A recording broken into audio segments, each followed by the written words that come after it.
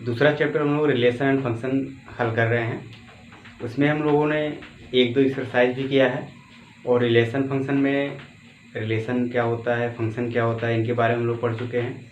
और फंक्शन पर ही आपका आधारित एक्सरसाइज दिया गया है 2.3 है, इसको आज हम लोग सॉल्व करेंगे। तो फलन क्या होता है इसके बारे में हम लोगों ने पढ़ा कि एक विशेष प्रकार का संबंध है जिसमें प्रथम समुच्चय के प्रत्येक अवयव का द्वितीय समुच्चय में एक और केवल एक प्रतिबिंब बनता है। अर्थात पहले समुच्चय का प्रत्येक अवयव दूसरे समुच्चय के किसी एक अवयव के साथ अगर संबंध उसका बन रहा है तो उस संबंध को हम क्या बोलेंगे कि वह संबंध एक फलन है। ठीक, तो इस पर देखिए क्वेश्चन आपका दिया गया है कि पहला क्वेश्चन है निम्नलिखित संबंधों में कौन सा संबंध फलन है। अगर फलन है तो उसके परिसर को भी निर्धारित कीजिए। चलिए सबसे पहले हम पहचानेंगे कौन सा संबंध फलन है। संबंध को पहचानेंगे कैसे फलन होता है कैसे नहीं होता उसके बारे में तो बताया गया है। तो अगर हम पहला क्वेश्चन देखें तो 2-1 आपका 2 के साथ 1 का संबंध बन रहा है, 5 के साथ भी 1 का, 8 के साथ भी 1, मतलब सभी प्रांत जो दिया गया है उसके लिए एक ही परिसर है।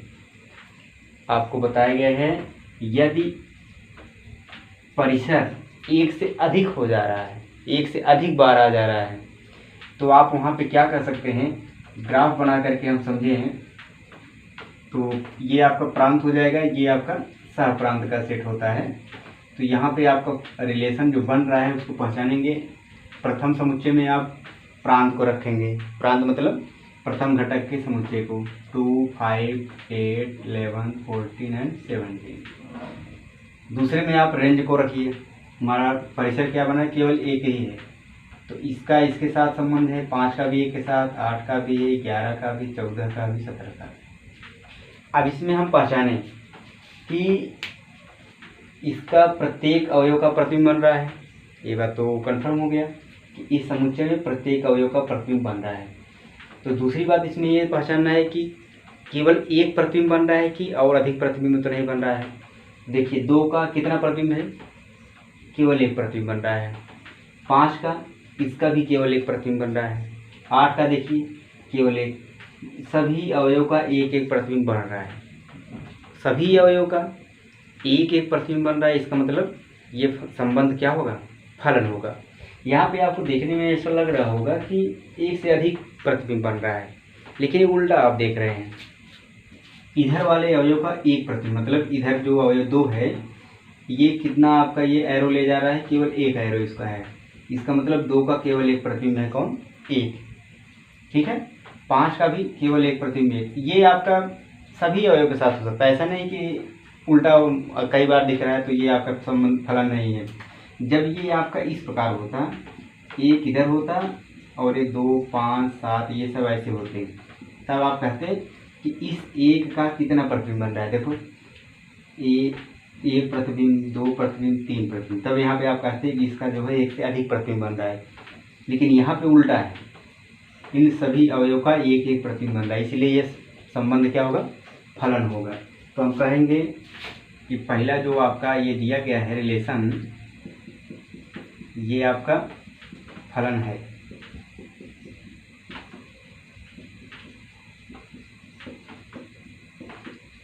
ये क्या है, ये फलन है। क्लियर है ये बात। क्वेश्चन करा है कि यदि फलन है तो उसके प्रसार को भी निर्धारित कीजिए। तो इसका प्रसार क्या होगा, प्रसार आप जानते हैं कि जो रिलेशन बना है उस रिलेशन में जो क्रमित युग्म है, क्रमित युग्म के द्वितीय घटक के समुच्चय को परिसर कहते हैं।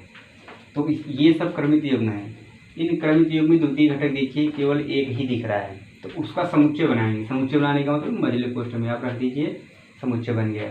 अर्थात इस रिलेशन के लिए आपका परिसर, इसको परिसर बोलते हैं, परिसर क्या है, एक हो जाएगा केवल। आएगा समझ में। दूसरा क्वेश्चन हम देखेंगे कि ये जो संबंध दिया है ये फलन है कि नहीं। तो इसको भी अगर हम ग्राफ बना के देखें तो आसानी से समझ में आ जाएगा।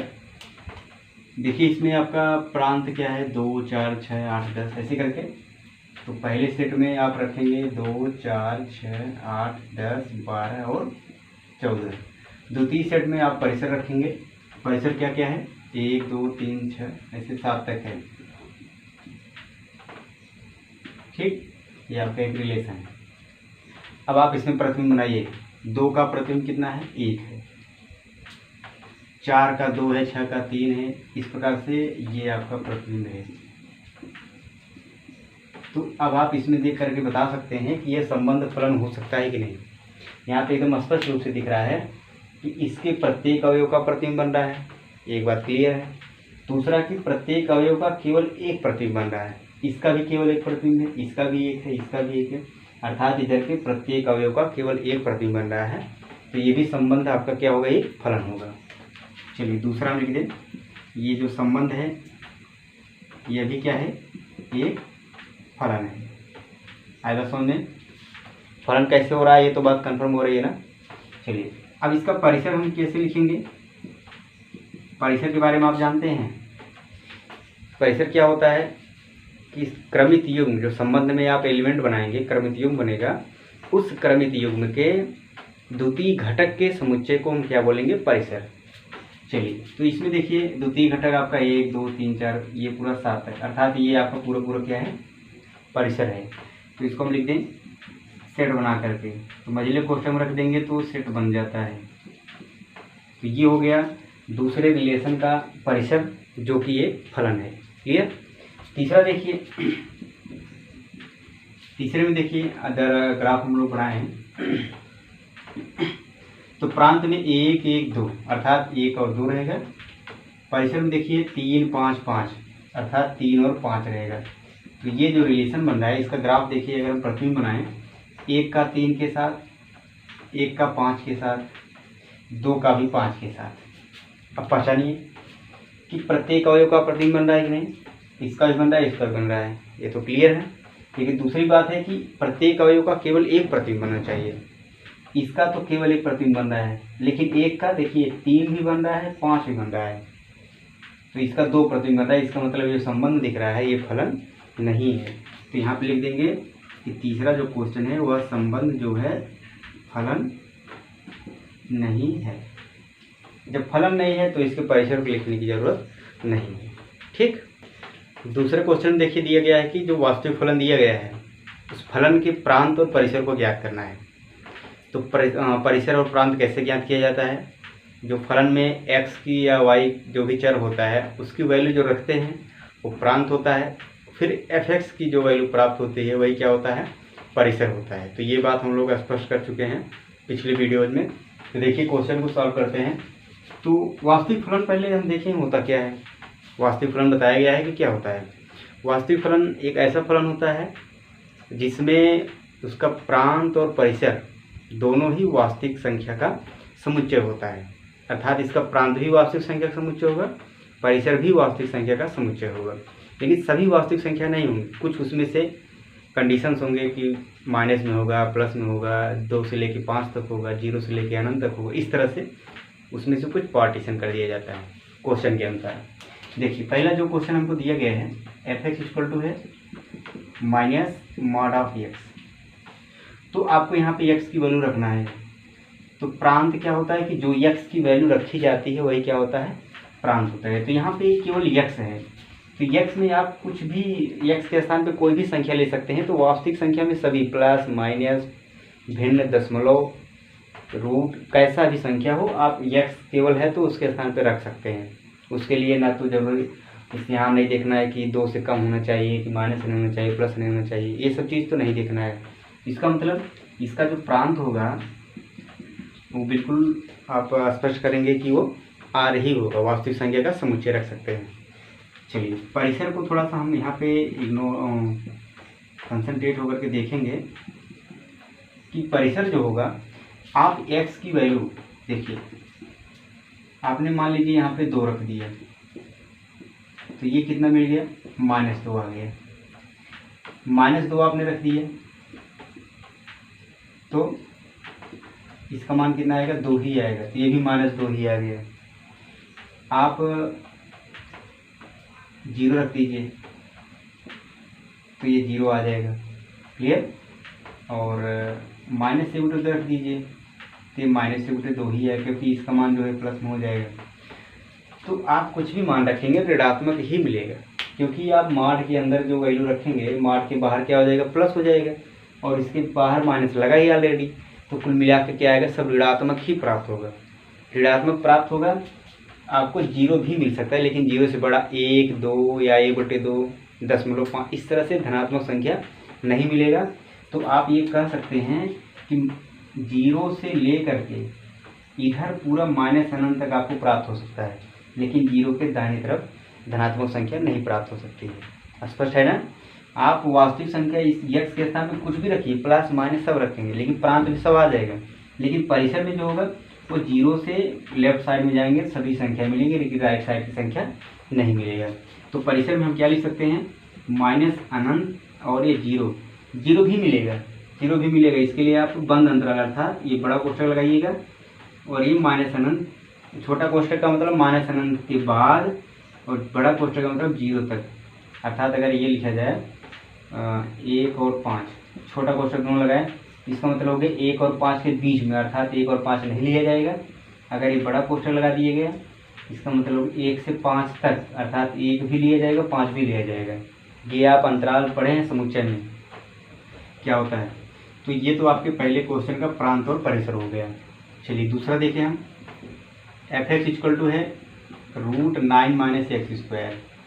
यहाँ पे देखिए, अभी यहाँ भी आप श्योर हो जाइए कि वास्तविक संख्या का समुच्चय है, सॉरी वास्तविक फलन है, तो प्रांत में आप सभी वास्तविक संख्या रख सकते हैं, क्लियर बात। लेकिन ये फलन जो है 9 - x² है, अर्थात ये जो x² की वैल्यू होगी वो या तो 9 हो सकता है या 9 से कम, या तो 9 है, 9 के बराबर है, या 9 से लेस, मतलब 9 से कम होना चाहिए, तभी जा करके रूट की वैल्यू जो है वास्तविक होगा, नहीं तो एक काल्पनिक हो जाएगा। जैसे आपने कोई वर्ग रखा, 4 का वर्ग रख दिया, 9 माइनस, अगर x के स्थान 4 रख के 16 हो गया, तो ये -√7 हो जाएगा, अर्थात ये वास्तविक संख्या नहीं है, ये वास्तविक संख्या नहीं है, जबकि प्रांत और परिसर दोनों ही वास्तविक संख्या होना चाहिए। तो आप कुछ ऐसा x का मान रखें जिसका वर्ग जो है 9 हो या 9 से कम हो, तो उसके लिए x की वैल्यू क्या क्या हो सकती है, -3 हो सकता है, -3 का वर्ग करेंगे 9 होगा, -2 रखिए, -2 का वर्ग 4 होगा, -1 का वर्ग 0, 1, 2, 3, इतनी वैल्यू आप x की रख सकते हैं। अगर इसके इधर उधर आप रखें तो जान लीजिए कि ये आपका √9 - x² काल्पनिक संख्या हो जाएगा, अर्थात तब वास्तविक फलन नहीं रह जाएगा। अर्थात इसका मतलब ये हम लिख सकते हैं कि जो x की वैल्यू होगी वो -3 to 3 तक होगा, अर्थात -3 से लेकर के 3 तक होगा। तो हमारा प्रांत क्या हो जाएगा, x such that -3 less or equal to x and greater or equal to, ये आपका है x की वैल्यू -3 के बराबर हो या -3 से बड़ा होगा, और 3 से छोटा हो सकता है या 3 के बराबर हो सकता है। तो ये हो जाएगा प्रांत। मैं इसको डायरेक्टली क्यों नहीं लिख रहा हूँ, क्योंकि यहाँ पे आपका परिमेय संख्या भी मिल सकता है, इसके बीच में परिमेय संख्या भी मिल सकता है, इसलिए ये 5-6 संख्या हम नहीं लिख रहे हैं, क्योंकि इसके बीच में भी संख्या 1/2, 1/5, 1/7 इस तरह संख्या भी मिलेगा, तो उसको लिखना उचित नहीं है इस तरह से। तो आपका ये समुच्चय रूप हो गया। अब देखिए परिसर में क्या मिल सकता है, अब आप ध्यान दीजिए, परिसर का मतलब क्या होता है कि x की वैल्यू यहाँ फलन में रखें तो फलन का मान जो प्राप्त होगा वही परिसर होता है, अर्थात आपका f(x) क्या है, √9 - x² है।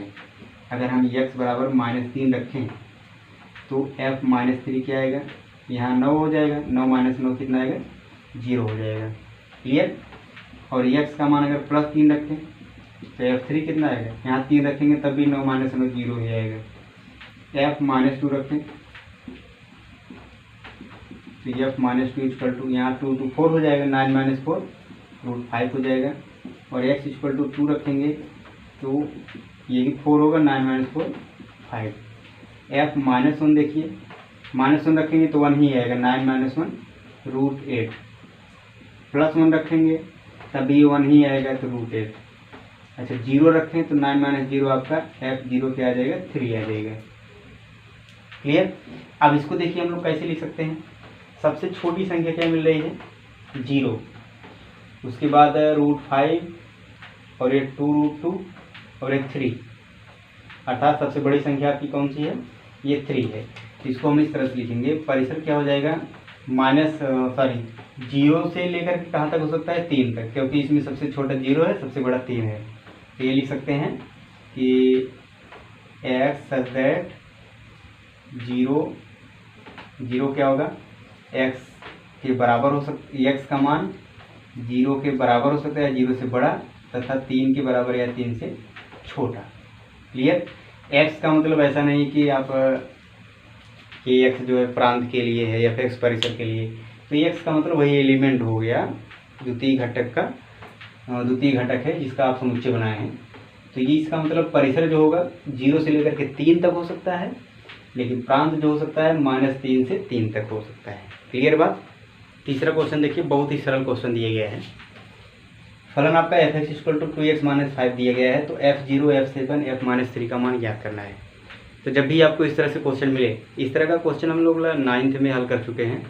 यदि बहुपद px = x² + 5 है, तो p1 का मान ज्ञात कीजिए, p2 का मान ज्ञात कीजिए। तो वहाँ पे क्या करते थे, x के स्थान पे वही 1 2 3 रख देते थे।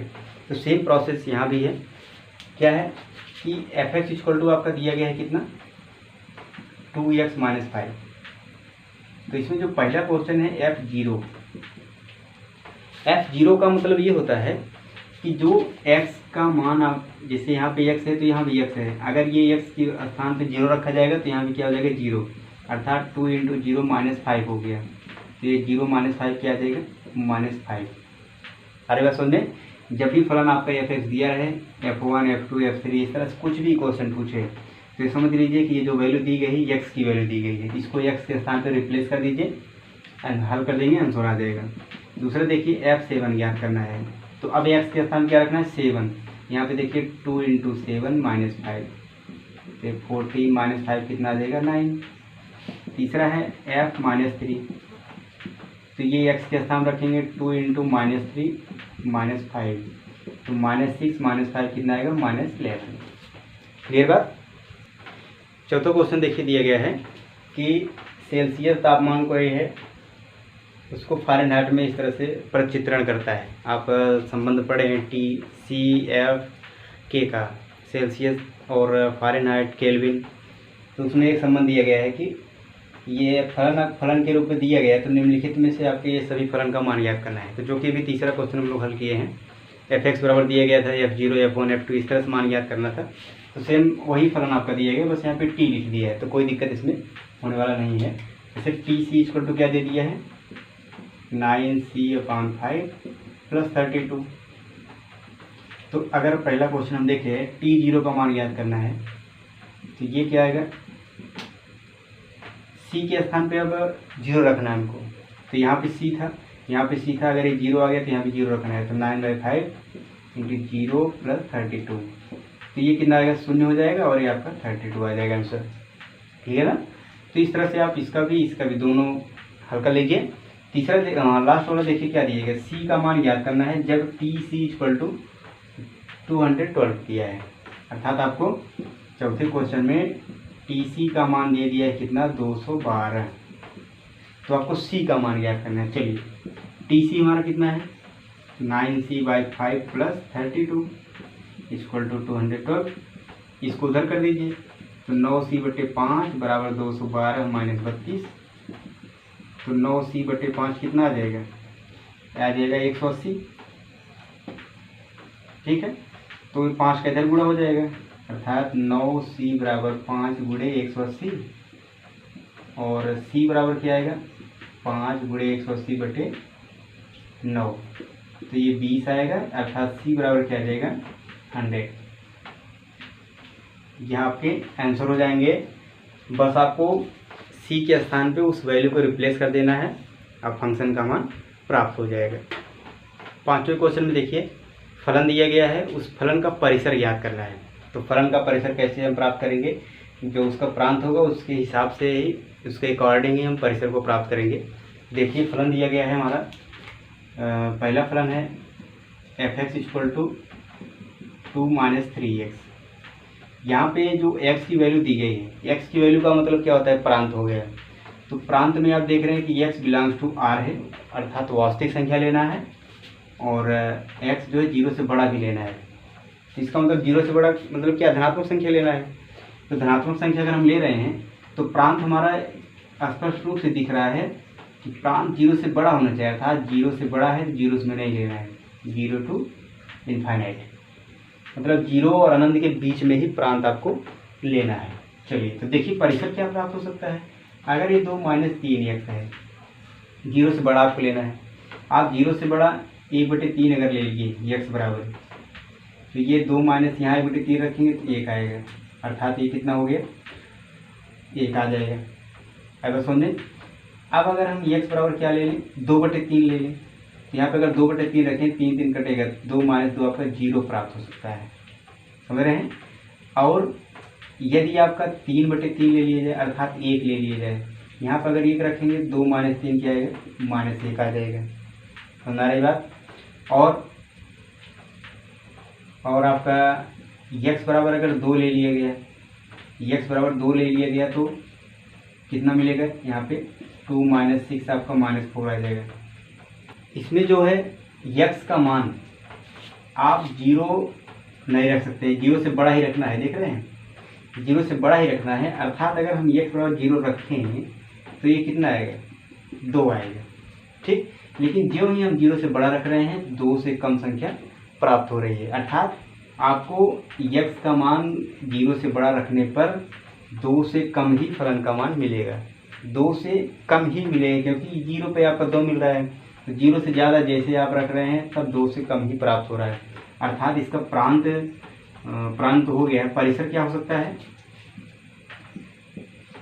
परिसर क्या होगा, 2 से कम, देखिए सब माइनस में आ रहा है, इसका मतलब माइनस अनंत तक आपका जा सकता है, माइनस अनंत होगा कहाँ तक, 2 के बीच में, 2 नहीं आएगा, 2 नहीं आना है, 2 तब आएगा जब x का मान 0 लिया जाएगा, अर्थात 2 से कम ही आएगा। तो यहाँ पे आप ओपन इंटरवल रखे हैं, -∞ और 2 के बीच में, आएगा समझने।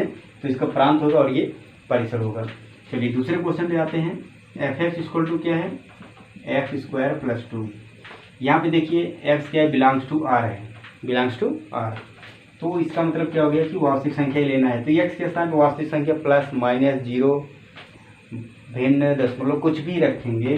अगर हम सबसे छोटी संख्या माइनस में रखेंगे, -2 रख लिया, तो ये -2 रखेंगे तब भी +4 हो जाएगा, 4 2 6 आ जाएगा ना, अर्थात +2 रखें तब भी 2 का वर्ग 4 6 आएगा, मतलब प्लस माइनस में कोई अंतर नहीं आएगा, सबका मान ये अधिकतम ही आएगा। अगर x बराबर 0 रखा जाए तो यहाँ 0 रखेंगे तो ये आपका 2, अर्थात फलन का सबसे छोटा मान, सबसे न्यूनतम मान क्या प्राप्त होगा, 2, बाकी सब 2 से बड़ा ही प्राप्त होगा। आप -1 रखिए तब भी 1 2 3 आएगा, 1 + 2 3 आएगा, -10 रखेंगे, -5 रखेंगे, -1/2 रखेंगे, 1/2 रखेंगे, सब 2 से बड़ा ही प्राप्त होगा। अर्थात आप प्रांत में देख रहे हैं कि इसका प्रांत जो है वास्तविक संख्या ही रखा जा सकता है, सब प्लस माइनस सब रख सकते हैं, कोई दिक्कत नहीं। लेकिन परिसर में क्या मिलेगा, परिसर में 2 से बड़ा ही मिलेगा सब, अर्थात 2 से लेकर के अनंत के बीच में 2 भी मिल सकता है ना, 2 भी मिल सकता है, अर्थात ये क्लोज इंटरवल हो जाएगा, 2 से लेकर के कहाँ तक, अनंत तक हो सकता है। आएगा समझे, ये इसका परिसर हो जाएगा। तीसरे क्वेश्चन देखिए, fx = आपका x दिया गया है। अब तो ये आप समझ ही रहे हैं, fx = x क्या है, आइडेंटिटी फंक्शन, तत्समक फलन, अर्थात फंक्शन में जो प्रांत आप रख रहे हैं वही परिसर ही प्राप्त हो रहा है। तो केवल x ही है, तो x है तो आप x पूरा टोटल वास्तविक संख्या रखिए, फिर वास्तविक संख्या प्राप्त भी हो जाए, क्योंकि fx बराबर x है, fx बराबर क्या है, x है। अगर हम f1 निकालें, अर्थात x बराबर 1 रखें तो f1 का मान क्या मिलेगा, 1 मिलेगा, x बराबर 2 रखें तो f2 बराबर भी 2 मिलेगा, अर्थात जो वैल्यू आप रख रहे हैं वही वैल्यू प्राप्त हो रही है। इसका मतलब इस फंक्शन में जो प्रांत होगा वो भी वास्तविक संख्या होगा और जो परिसर होगा वो भी वास्तविक संख्या ही होगा, है समझे। तो इसका परिसर हो गया वास्तविक संख्या का समुच्चय, इसका परिसर ये हो जाएगा, इसका ये प्राप्त हो जाएगा। इस तरह से आपका फलन पे क्वेश्चन जो भी दिया गया था प्रांत, परिसर और संबंध से रिलेटेड ये सारे क्वेश्चन हैं, इसको आप लोग स्वयं करिएगा, एक्सरसाइज के साथ साथ एग्जाम्पल भी करिएगा। और कुछ क्वेश्चन इसमें ऐसे हैं कि ये पूरा जो फंक्शन में बताया था टाइप्स, उसके सारे क्वेश्चंस को टच नहीं कर पाया है ये जो एक्सरसाइज दिया गया है। तो कोई साइड बुक अगर आपके पास है तो उसको सॉल्व करिए, वहाँ से क्वेश्चन आप लेकर के हल करेंगे तो सभी फंक्शन आपको मिल जाएंगे।